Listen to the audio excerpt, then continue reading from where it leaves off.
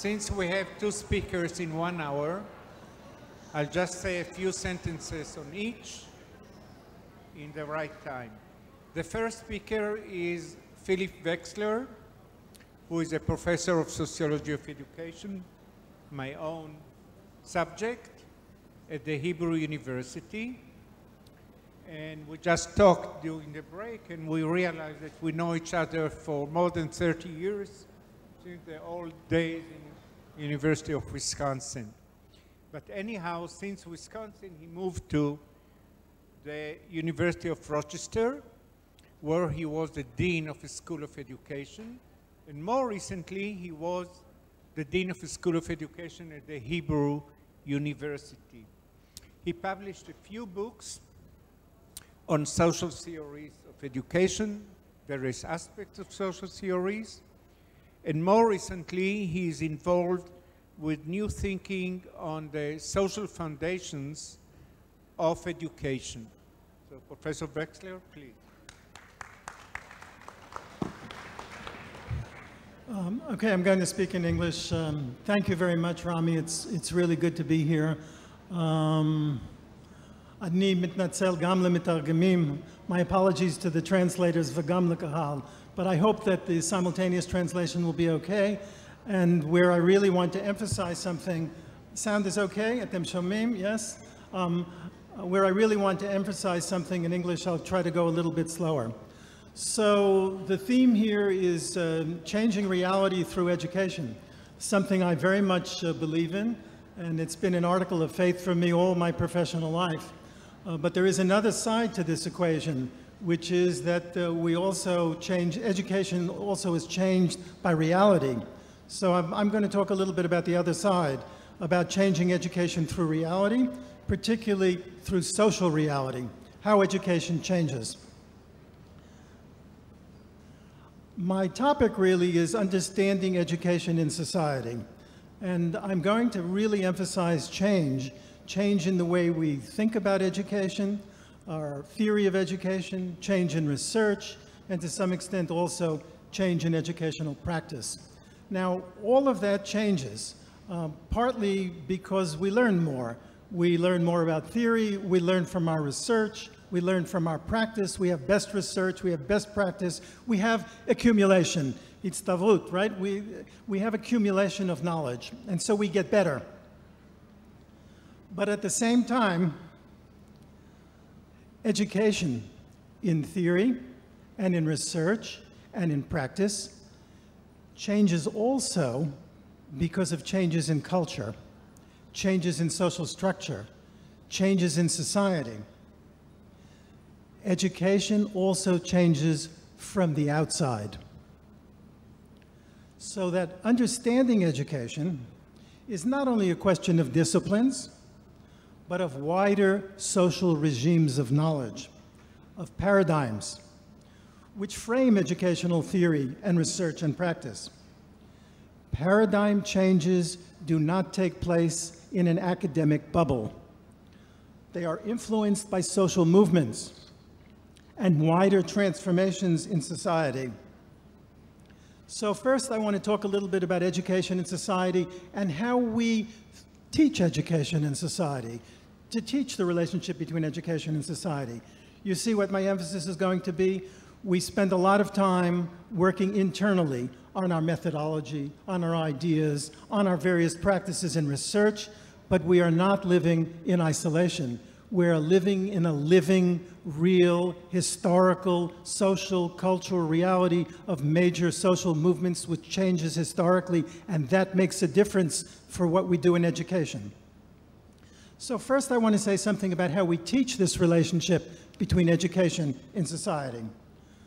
The tradition of thinking about education socially, the tradition of thinking about education socially appears to be coming to an end. At least for schools and colleges of education, there are repeated reports that teaching and research in what was since the 1930s called social foundations of education has been marginalized, b'shulayim. They have been replaced on the one hand by a huge shift in focus away from the social science disciplinary approaches that define the social analysis of education toward the applied, toward practice, both through teacher education and policy studies. Anecdotally, and I say this as someone who was a dean and director of schools in education, both in the United States and in Israel, there is an aura of victory about this change, a kind of triumphalism about the newfound liberation among teacher education and policy researchers. And again, as someone who has fought the political fight for the status of teacher education, especially in schools of education, this sense of victory is not only understandable, but justified, given the long history of condescension by discipline-trained researchers toward their more professional practice-oriented colleagues, and the disciplinary regime which inferiorized research and knowledge in professional practice. This liberation from the disciplinary foundations of education may, however, be deceptive and short-lived, if it only helps pave the way for the incorporation of educational knowledge in nationalistic and corporate agendas of a new capitalism, one which fuses public and private, and where knowledge production and use, in which education is central, is an instrumental commodity. In a problem-centered academic world and a fully commercialized wider apparatus of markets and networks and not society. Tozer and Butts, in their recent history of the social foundation, without talking about the social context, just talking about changes within education. I just want to quote, "Social foundations of education are caught between two powerful and competing movements. One of these movements is the standards-based movement in pre-K to 12 teaching, with its emphasis on standardized achievement tests, curricular alignment with the state, and national standards and professional teaching standards. The opposing position is a market-driven orientation that emphasizes the deregulation of teacher preparation and the elimination of the monopoly of colleges and universities on teacher certification programs. If the disappearance of the social in the near death of the social foundations in teacher and policy analysis turns out to be part of a new regime, משהו יותר כללי, a new paradigma, a new regime of overall social knowledge production as part of a shift in the mode of economic production from industrialism to a post-industrial Fordism, then this liberating redirection may be a Pyrrhic victory. What I'm saying, b'kitzur, is that we fought long and hard against the elitism of traditional social science disciplines in order to make space for teacher education in colleges and in schools of education, particularly in the universities. And now that we have in some sense won, the question is, what exactly have we won? And have we lost more than we've won? And if we look at what we've won and we think about the larger context, my point is, and my concern is that the triumph of the practical makes it easier to foster the current regime of social knowledge, which is a regime of the fusion of national, state, market, corporatist agendas of which education becomes an element in its standardization. Now, this also holds true, so I'm talking about, again, the external social processes which affect what we do in education. And even though we think we're doing so well, if we look at some of these social processes in their larger context, we might not be doing so well at all. I take the same thing from sociology. We critical sociologists think we're doing great because after the Second World War, the dominance of traditional scientific positivist sociology made a little bit of space for critical sociology. But what happened in that space? Holmwood suggests the following. Although disciplinary hierarchies have been destabilized, what is emerging is a new form of instrumentalized knowledge, that of applied interdisciplinary studies.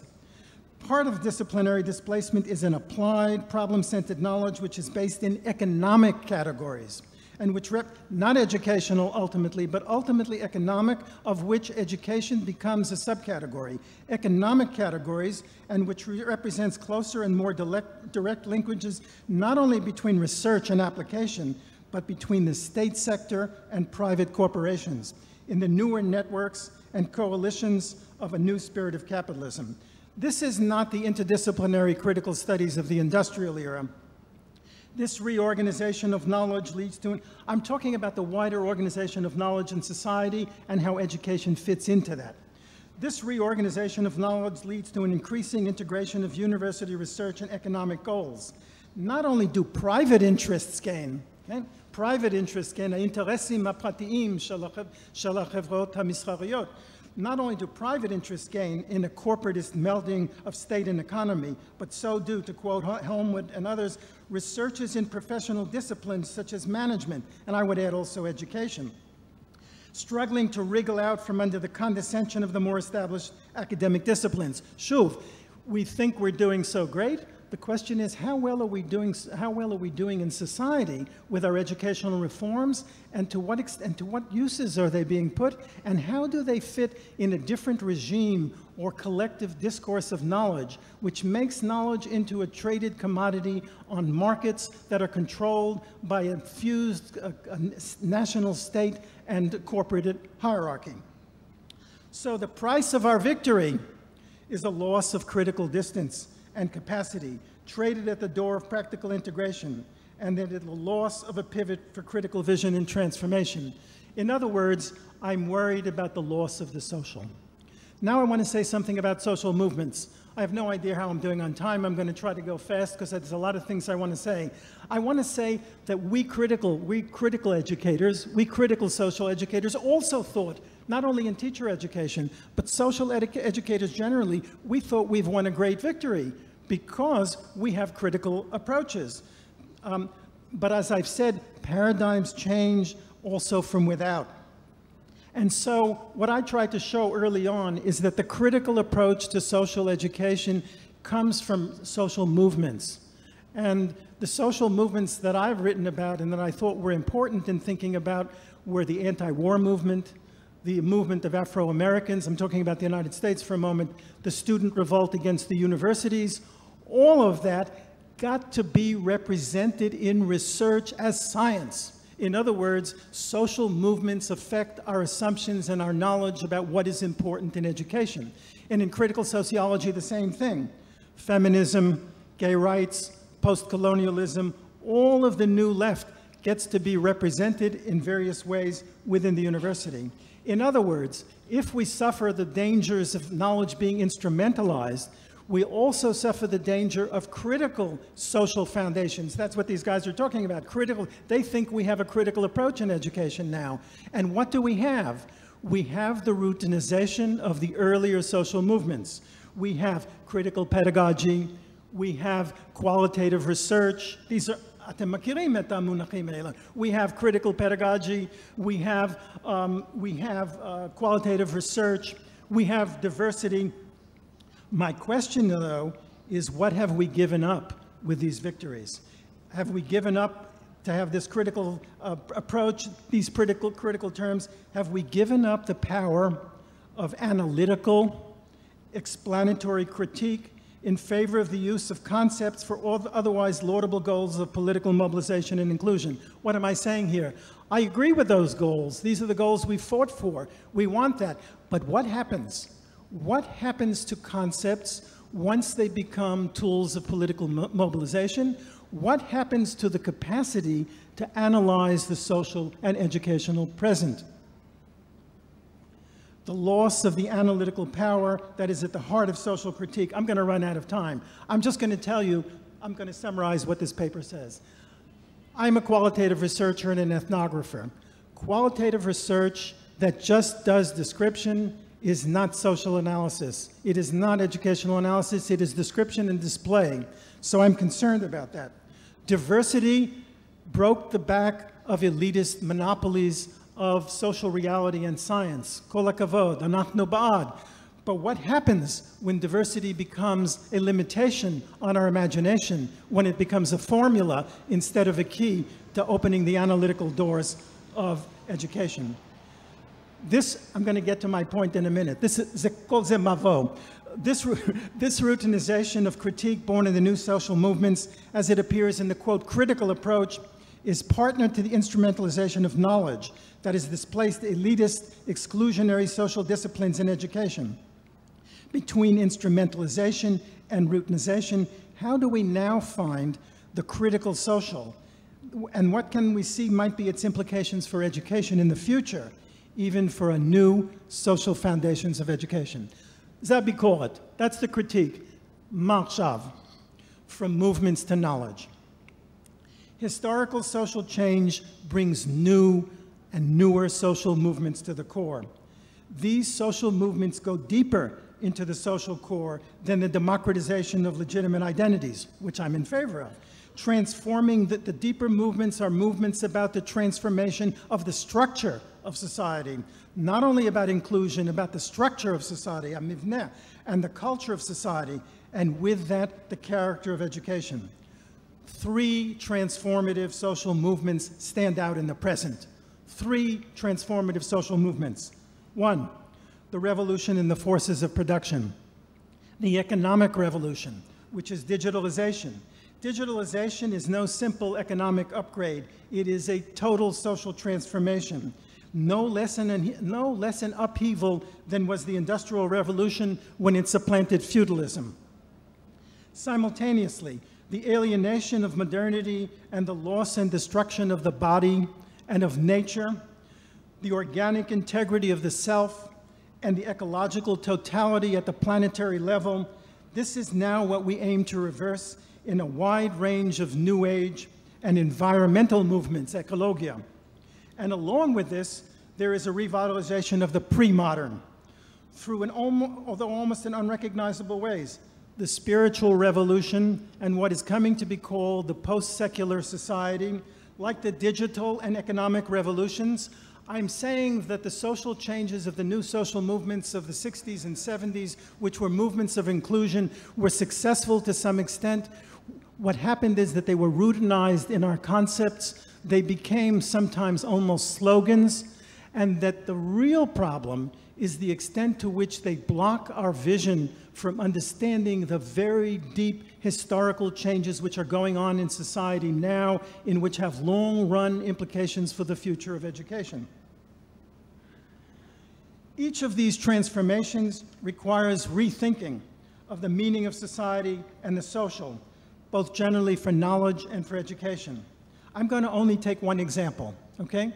One example, I'm not going to talk about the digital revolution. I'm not going to talk about the ecological revolution. I want today just to say a few words about the spiritual revolution.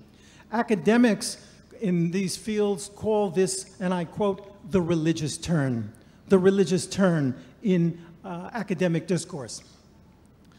I've written several books related to this, one with Yoni Garb on after spirituality, forthcoming book with Yotam Chotam from Haifa on education in post-secular society.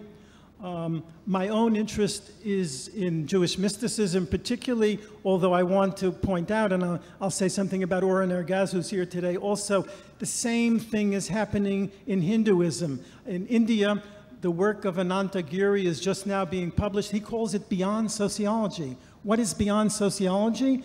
You begin to understand society by using concepts for critique and explanation that are drawn from religious traditions, that are drawn particularly from mystical traditions. So not only B'Yahadut, also Hinduism and in Buddhism, people are beginning to work toward social and educational theories, research, and practice from a different base, not from the social theories of the modern era, but from a different set of resources which are embedded in religious traditions. And this is a way out.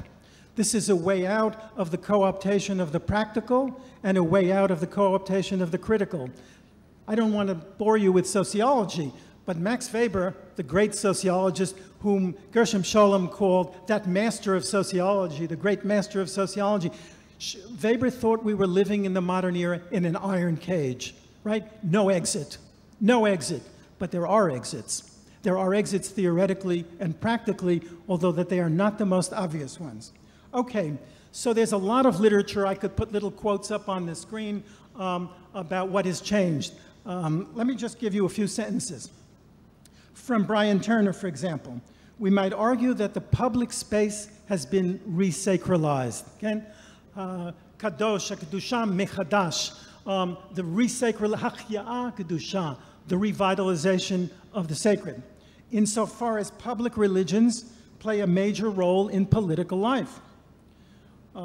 We critics wanted to dismiss religion as a social factor and as a transformative, mobilizing factor in social movements.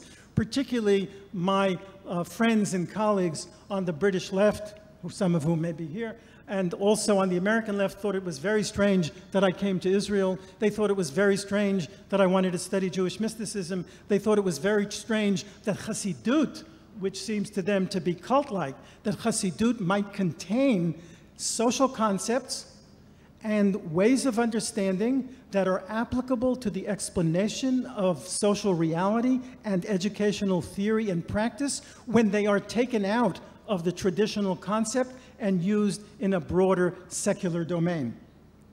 Grace Davies says there is, quote, when she writes about Latin America, Sub-Saharan Africa, and China, and I quote, there is resacralization on an almost unimaginable level. Ani lo medamyen et ze. I'm not imagining the religious turn in discourse. I'm not imagining the religious turn in the global culture. Something is happening. The question is, what are we going to do with it? Those of us who care about changing reality and not only being the recipient of a changed reality. What are we going to do with it to increase our social and educational understanding? I'll just give you a few sentences about what I've done in the new book, and you'll see what I have in mind. I tried to show, the Sikum, I tried to show that if we take certain concepts from Hasidut, and it's an example, if we take certain concepts from Hasidut, they address broad-scale modern social problems. What is the biggest modern social problem in this analysis? The biggest social problem is excess. Too much. Too much. Too much individualism, too much informationalism, too much powerlessness, too much exhaustion and routinization of the capacity for ecstasy. The problem of postmodern society is excess. And so where are the solutions going to be found? I want to suggest that some of the solutions are found in mystical traditions. For example, mystical traditions which lead to the reduction of egocentrism. For example, in Hasidut Bitul, religious traditions which lead to the end of excessive noise of informationalism. And I have here quotes from Kenneth Gergen on social saturation and Sherry Turkle in her new book on robotics and informationalism, Alone Together. Wonderful quotes in which she talks about the excess of information for which we have no peace and quiet in our minds. One of the things we see now are new movements for quiet, new movements for meditation, new movements for solitude against the excesses of informationalism. Against the excesses of informationalism, we now see secularized calls for techniques of contemplation, meditation, quiet and solitude that are drawn from traditions of mystical practices. In Hasidut, we know this as hitbonenut, v'hitbodedut. The same dynamic is at work in the excessive uncertainty in the quest for power, in the renewal of the extension of prayer, which, as Heiler long ago described it, prayer is a social phenomenon. The compensation for an excessive routinization in the search for ecstasy in modernist shopping and sexuality is now found in the secularizing archaic techniques of shamanism and trance, which, as Yoni Garb has recently shown, are what he calls transformative empowerment. Lahatzim, to empower. Okay, you get my point. My point is that we need new resources for social and educational analysis, and I try to give examples how this works in society. The next step is to show how it works in education. New social foundations of education, Perak Acharon. By rethinking the social, by refusing the instrumentalization and routinization of the movements for markets and identity, that's what we have achieved to some extent. And instead looking toward the major socially transformative social movements of our times, digitalization, environmentalization, and spirituality, we begin to articulate a new context of the social. A new way of, instead of accepting the disappearance of the society in thinking about education, What we need to do, in my view, is to revitalize, to rethink our understanding of the social in the context of contemporary, massive, profound, transformative social movements. The question, I've only begun to draw the implications. For example, I talked about Chassidut. I've only begun to draw the implications for education. What is hitbonenut, hitbodedut, dveikut, bitul? What does that mean in the classroom? What does that mean for curriculum? What does that mean for social foundations? We can already see examples of what I am talking about outside of Chassidut. Oren Ergaz in Israel, for example, tries to show how yoga and Buddhism is a context for contemporary curriculum and pedagogy. We see in the work of John Miller in Toronto how spiritual movements such as American Transcendentalism set the terms for a new holistic education, which he calls transcendental pedagogy, and that would be rooted in these connections, the connections between community, earth, thinking, body, mind, and soul. I am not talking about measurement and accountability. I am talking about using concepts that are counter-hegemonic. I'm talking about using concepts that go against the stream of the dominant nationalistic and economistic tendencies in order to truly ground education in relationality, in human relationality. And the way to do this is to take account of these movements. So that's the next step for me. The next step is to ask about mystical Jewish social theory and the practice of education. Sikum, last part. Beyond teacher education and policy analysis, which is sometimes taken as a substitute for the social, and beyond identity politics. We like all of this, we want this, we fought for this. Beyond identity politics, taken as a critical foundation, there is a huge terrain, a huge arena of new social foundations of education. One which builds simultaneously, builds foundations. It doesn't deny the importance of teacher education, doesn't deny the importance of educational policy, doesn't deny the importance of democratic horizon of social identities, but it does not go blind to the major social transformations of our times, for they lead inevitably to new forms of social practice, new forms of social theory, and new paths in education practice and in educational theory. So it's okay, we had our day, we celebrated our victories in our liberation from the discipline. Now I think it is time to invest in practical and theoretical commitment and to explore and elaborate the meaning and deep and enduring impact of movements of social transformation. The role of the social in education has not ended at all. We are just closing one chapter. The question is whether we in education will be open not only to changing reality through education, but also in understanding that education is being changed through reality. Without that understanding, we will become only elements within a larger social regime which is not of our making. And therefore, we will not be changing reality through education. Education will be changed by a reality that is no longer in our hands.